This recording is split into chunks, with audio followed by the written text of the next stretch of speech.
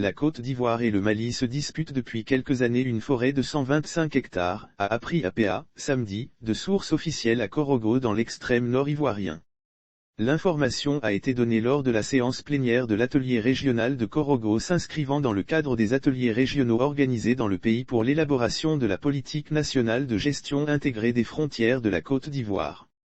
Cette forêt située à la frontière entre la Côte d'Ivoire et Mali est appelée « forêt de Sokourani » par la partie ivoirienne et « forêt de Sama » par la partie malienne. Normalement, la lutte n'aurait pas lieu d'être parce qu'il est clairement établi que la forêt est vraiment une propriété de la Côte d'Ivoire, a déclaré le sous-préfet de Malandiana Sokourani, Aurélien Lucien Touri qui a présidé la commission 2 de l'atelier ayant abordé la gestion coopérative des frontières et le développement des capacités pour la gouvernance des frontières. Malandiana Sokourani est une sous-préfecture du département de Kagnasso, dans la région du Folon, district du Denguélé, au Diéné. Je me suis renseigné auprès des services des eaux et forêts. Ils m'ont produit une carte qui place complètement la forêt à l'intérieur de la sous-préfecture de Malandiana Sokourani. Ça n'a rien à voir avec le Mali, a ajouté M. Touri. Selon lui, les discussions entre les deux parties n'ont rien donné pour l'instant. On discute, mais on n'avance pas parce que chacun est jaloux de ce qu'il pense être pour lui, a-t-il dit. La dernière opération menée dans cette forêt avait permis d'interpeller près de 11 Maliens qui venaient exploiter du bois. Depuis ce jour, je pense qu'il y a de l'accalmie, a poursuivi l'administrateur civil qui espère une solution définitive, pour que la clarté soit de mise, et que chacun sache exactement quel est le statut de cette forêt et à qui appartient cette forêt, de 125 hectares. Monsieur Touri a par ailleurs salué la tenue de ce séminaire à l'initiative de la Commission nationale des frontières de Côte d'Ivoire, KNSI, avec ses partenaires que sont notamment l'Agence internationale de la coopération allemande, GIZ, l'Union économique et monétaire ouest-africaine, Union économique et monétaire de l'Ouest africain, et l'Union africaine, UA. Je suis vraiment très heureux qu'on fasse ce séminaire parce que ça fait 8 ans que je suis à la frontière. Les problèmes sont nombreux là-bas, a-t-il fait observer.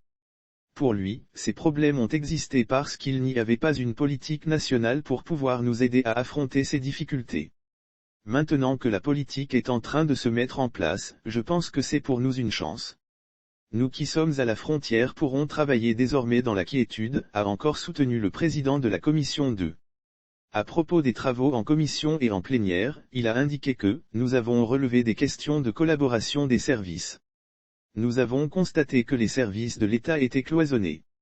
Alors qu'on nous demande de faire une coopération en matière de travail.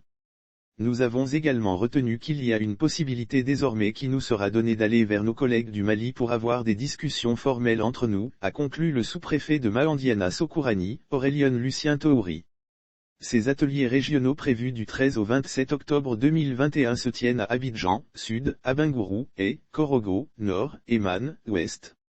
La politique nationale de gestion intégrée des frontières terrestres, aériennes et maritimes de la Côte d'Ivoire vise à transformer les zones frontalières en des espaces où les acteurs étatiques et non étatiques interagissent de façon harmonieuse, au plan national d'une part, et avec leurs homologues des pays limitrophes d'autre part, où la gestion des ressources naturelles partagées est bénéfique et durable pour le bien des populations.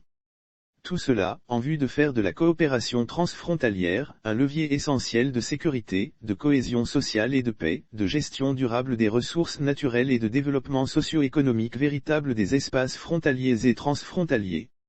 Les autorités préfectorales, administratives ainsi que les élus locaux des zones frontalières, les forces de défense et de sécurité, les services techniques, santé, éducation, agriculture, élevage, énergie, les leaders communautaires des zones frontalières, le secteur privé à travers la Chambre du commerce et des organisations de la société civile prennent part à ces ateliers.